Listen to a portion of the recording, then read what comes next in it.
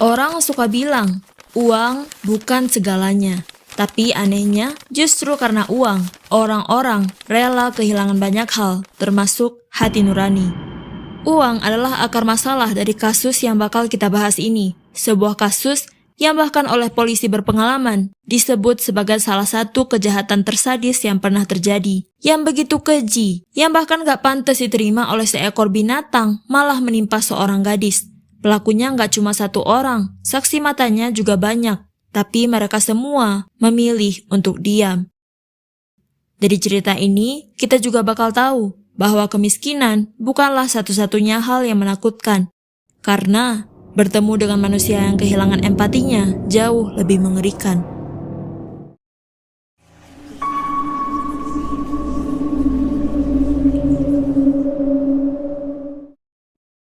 Gertrude Baniszewski lahir di Indianapolis pada tahun 1928. Di umurnya yang ke-16 tahun, dia terpaksa putus sekolah karena ayahnya yang tiba-tiba meninggal akibat serangan jantung. Jadinya Gertrude harus bekerja. Di saat itu, dia ketemu sama John Stephen yang usianya masih 18 tahun.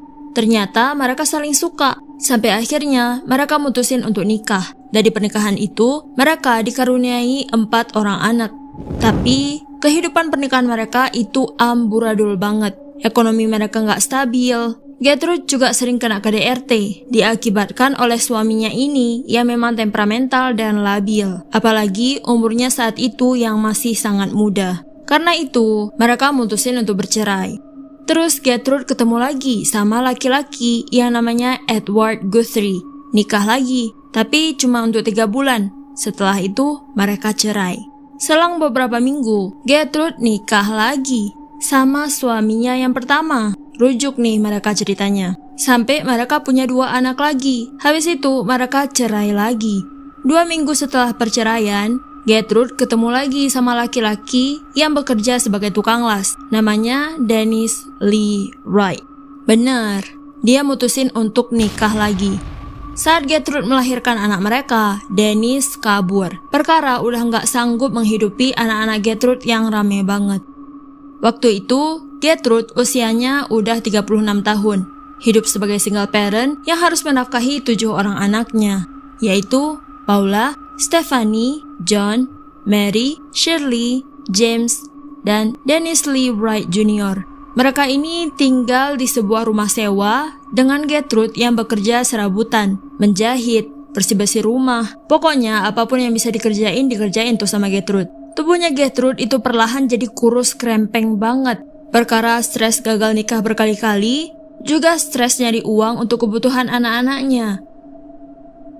Di sisi lain, di tahun 1945, Sylvia Mary Likens lahir. Anak perempuan dari pasangan Lester Cecil Likens dan Elizabeth Franz, yang mana mereka ini dikaruniai 5 orang anak, Daniel, Diana, Sylvia, Benny, dan Jenny.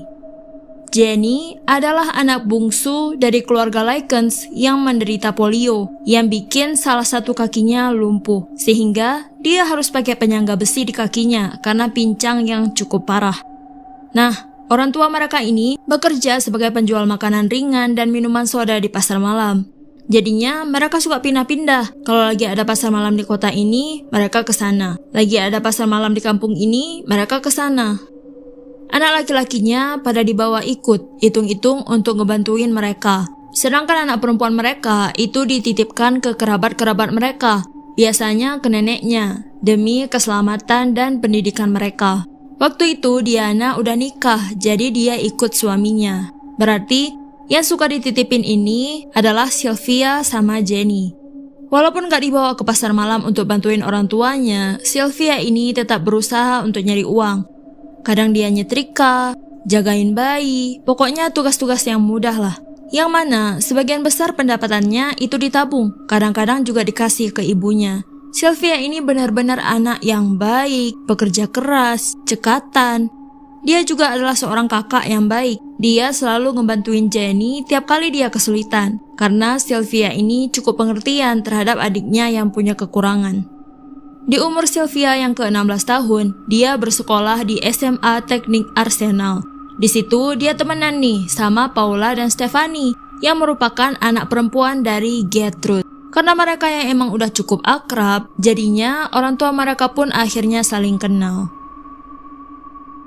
Singkat cerita, di bulan Juni 1965, Sylvia dan Jenny udah tinggal bareng orang tua mereka lagi di Indianapolis karena emang lagi nggak ada pasar malam.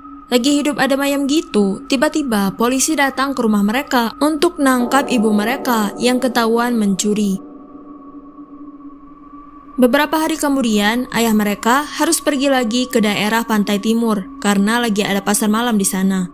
Otomatis, Sylvia sama Jenny kan harus dititipin lagi. Jadi ayahnya mikir nih, apa nitipin mereka ke Gertrude aja ya, biar sekalian mereka ada teman main. Setelah berbincang-bincang, akhirnya Gertrude bilang, "Iya pak, boleh, tenang aja, mereka bakal saya rawat seperti anak sendiri." Setelah itu, Gertrude menyepakati pembayaran $20 per minggu, dan ayah mereka janji Sylvia dan Jenny bakal dijemput di bulan November nanti. Dibawalah mereka ke rumahnya. Awalnya tuh seneng-seneng aja, sampai setelah berjalan beberapa minggu, pembayarannya suka telat, kadang telat sehari, telat 2 hari, yang bikin Gertrude frustasi. Dia pun ngelampiasin amarahnya ke Sylvia dan Jenny dengan cara ngambil sebuah dayung setebal 1/4 inci, terus dipukulin tuh mereka berdua, sambil bilang, "Aku ngelakuin ini karena aku harus ngerawat 2 tanpa bayaran." Di pertengahan Agustus, Gertrude ini macam kerasukan kuntilanak merah. Dia makin sering marah-marah, juga makin sering mukulin Sylvia dan Jenny. Lebih-lebih lagi ke Sylvia, perkara Gertrude ini sebenarnya cemburu. Dilihatnya Sylvia ini cantik, orang-orang pada suka sama dia mudah bergaul. Yang kalau dibandingin sama Gertrude pas usianya segitu, kayak jomplang banget. Nikah cerai, anaknya banyak, uang gak ada, timbullah rasa iri di hatinya. Karena itu, dia makin intens mukulin Sylvia, walau Sylvia nggak salah apa-apa. Ternyata, yang iri ini bukan Gertrude doang. Anak pertamanya, Paula, juga iri. Karena itu, Paula sering bohong ke ibunya dengan bilang Sylvia nyuri lah, Sylvia makannya kebanyakan lah, yang berakhir Sylvia bakal dipukulin lagi. Lama-lama, Sylvia juga kesel digituin. Dia mikirlah, gimana ya caranya untuk ngebalas mereka? Akhirnya, dia dapat ide. Dia nyebarin rumor di sekolah kalau Paula dan Stephanie itu Begitu rumor kesebar, Paula sama Stephanie tahu yang nyebarin rumor itu adalah Sylvia. Ngadulah mereka ke ibunya. Sylvia pun kena pukul lagi. Coy Randolph, pacarnya Stephanie, gak terima dengar hal itu. Pas di sekolah, disamperin Sylvia, terus dia ditampar. Terus kepalanya Sylvia dijerotin ke dinding. Di situ Sylvia udah mohon maaf sampai nangis-nangis, tapi hal itu seakan gak ada artinya buat mereka. Sejak saat itu, penyiksaan terhadap Sylvia semakin konsisten, baik secara verbal atau fisik, yang dilakukan oleh Gertrude, Paula, Stephanie, Coy Randolph. Gertrude ini juga ngajakin anak tetangga sama beberapa teman sekelasnya Sylvia untuk datang ke rumahnya dan ngejadiin Sylvia sebagai samsak untuk mereka latihan judo. Jenny, adiknya Sylvia, juga dipaksa untuk ikutan nyiksa, yang kalau dia nggak mau, dia diancam bakal dijadiin korban selanjutnya. Kurang setan apa coba si Gertrude ini? Setelah itu, di suatu hari, Gertrude ngumpulin semua anak-anak yang pernah nyiksa Sylvia di ruang tamu. Terus, di situ, Sylvia dipaksa datang ke sana dalam keadaan dan gak ada satupun dari mereka yang berusaha untuk menghentikan hal itu. Karena mereka semua terhibur. Apa? Terhibur.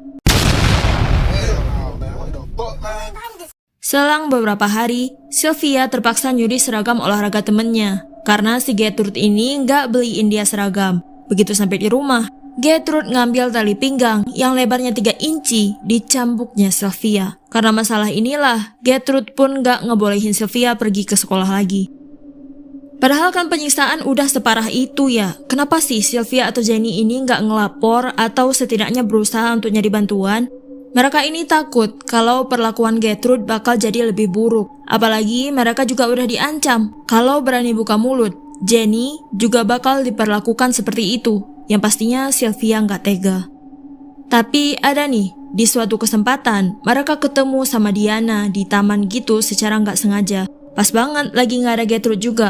Mereka nyeritain semuanya, tapi kakaknya nggak percaya dan mikir kalau mereka cuma melebih-lebihkan. Terus karena Sylvia juga udah lama nggak masuk sekolah, guru-gurunya datang ke rumah Gertrude untuk nanyain. Gertrude bilang, "Nggak tahu bu, Sylvia udah berapa hari ini kabur dari rumah. Saya pun nggak tahu dia di mana. Emang bandel banget anaknya bu." Mendengar pernyataan itu, gurunya pun percaya-percaya aja dan seakan lepas tangan. Ayah mereka juga pernah nengokin mereka pas lagi ada waktu luang. Tapi, kedua anak ini bahkan gak nunjukin rasa sedih atau murung. Mungkin karena ada Gertrude di sekitar mereka. Jadinya ayahnya sama sekali gak tahu apa-apa. Tahu gak apa yang lebih setan lagi? Saat ayah mereka udah pergi, Gertrude ini bakal nyamperin mereka, terus bisikin ke telinga mereka. "Apa yang akan kalian lakukan sekarang? Ayah kalian sudah pergi." Mungkin kalian juga penasaran ya, apa tetangganya Gertrude ini nggak tahu sama kelakuan dia? Tahu, cuman mereka itu kayak, ya udah aja. Sylvia ini bukan korban yang kayak pasrah aja ya. Beberapa kali dia udah nyoba kok buat kabur, tapi dia selalu gagal. Semenjak Sylvia nggak pergi ke sekolah lagi, Gertrude seakan makin bebas untuk ngelakuin apapun kepadanya. Berhari-hari, Sylvia nggak dikasih makanan, nggak dikasih minuman juga. Udahlah dipukulin, minuman nggak dikasih. Perlahan, Sylvia mengalami dehidrasi parah sampai bikin ginjalnya rusak. Yang karena hal itu, Sylvia jadi sering ngompol. Di saat itu, Gertrude, si penduduk asli neraka jahanam ini, nggak ngebolehin Sylvia ke kamar mandi. Malahan, Sylvia dikurung di ruang bawah tanah dengan keadaan terikat. Mau dia buang air besar atau buang air kecil, Gertrude gak peduli. Beberapa kali juga Sylvia disiram pakai air panas, yang lagi-lagi tanpa alasan. Gertrude ini udahlah sifatnya kayak setan, dia ngajak orang lain juga untuk jadi setan. Anak-anaknya sendiri dan anak-anak yang pernah nyiksa Sylvia sebelumnya pada disuruh untuk nyiksa lagi. Jadi siapa yang mau untuk sekedar lihat atau mukul Sylvia, mereka harus bayar 5 sen. Sampai dijadiin ladang bisnis coba. Yang paling sadisnya, Gertrude ini pernah ngambil jarum yang udah dipanaskan, terus mulai mengukir kata-kata di perut Sylvia, bertuliskan, "Aku seorang dan aku bangga." Baru setengah tulisan, dia buru-buru soalnya mau ke pasar. Disuruhlah anak tetangganya sama anaknya sendiri yang umurnya masih 10 tahun, namanya Shirley, untuk menyelesaikan tulisan itu. Sepulangnya dari pasar, Gertrude ngeliat tulisan itu dengan bangga. Terus dia bilang, "Aduh Sylvia, lihat deh tulisan ini. Laki-laki manapun yang lihat tulisan ini pasti nggak mau nikah sama kamu. Gimana dong?" Di sini kelihatan banget kan, sebenarnya si Gertrude ini super insecure. Dia ngebahas soal pernikahan yang padahal dia sendiri gagal dalam hal itu berkali-kali. Gertrude berusaha untuk mengatasi rasa rendah dirinya dengan cara merendahkan orang lain, sehingga dia terlihat lebih unggul. Emang udah sakit nih orang ya. Dengan perlakuan sebegitu kejamnya, tentunya perlahan tubuh Sylvia makin melemah. Dia bahkan gak sanggup untuk ngangkat gelas. Tapi, walaupun udah selemah itu, dengan semua tenaga yang dia punya, di tengah malam, dia berusaha bikin keributan. Dia teriak-teriak, mukul-mukul tembok, berharap akan ada yang datang menolongnya. Dan tahu apa? Salah seorang tetangga dengar suara-suara itu. Dia ngerasa gak nyaman dan terganggu. Dia pun ngambil teleponnya untuk nelpon polisi. Tapi, karena suara-suara itu perlahan menghilang, dia gak jadi nelpon polisi.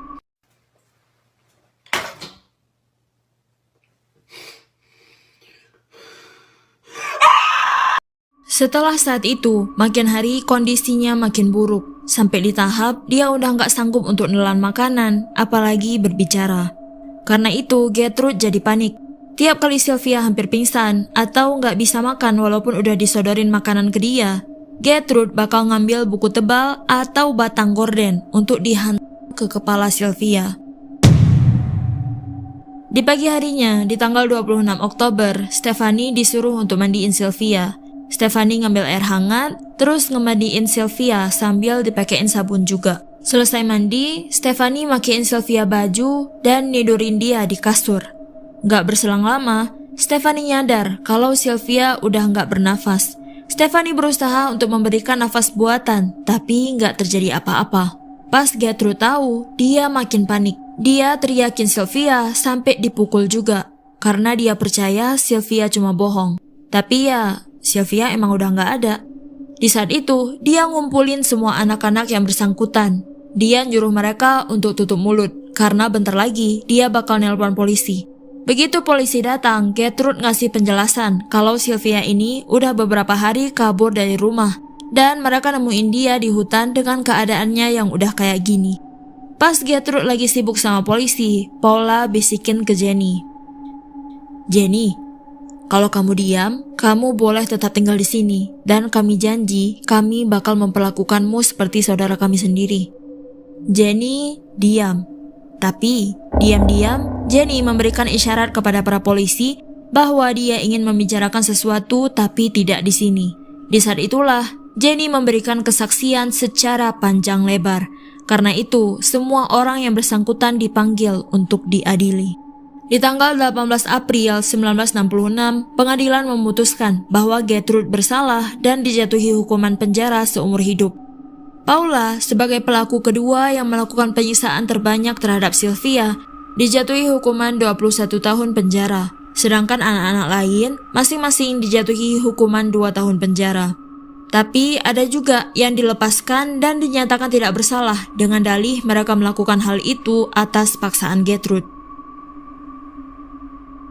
Bayangin loh, Sylvia itu dititipin di sekitaran akhir bulan Juni dan dia kehilangan nyawanya di akhir bulan Oktober di tangan Gertrude dan anak-anak itu.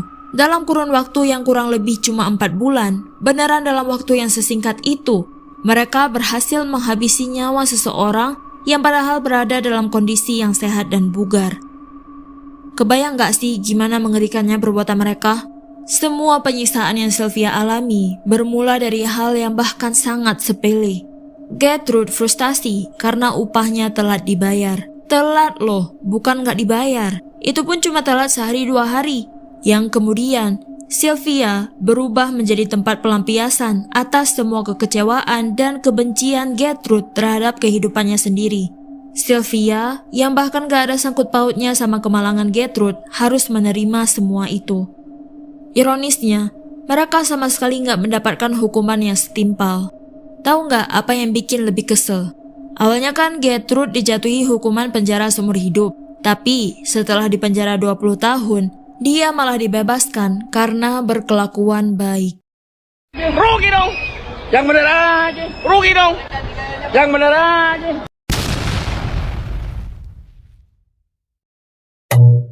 Jadi, itu aja guys obrolan kita hari ini. Gimana pendapat kamu? Tulis di kolom komentar. Aku Mori, dan sampai jumpa lagi. Bye!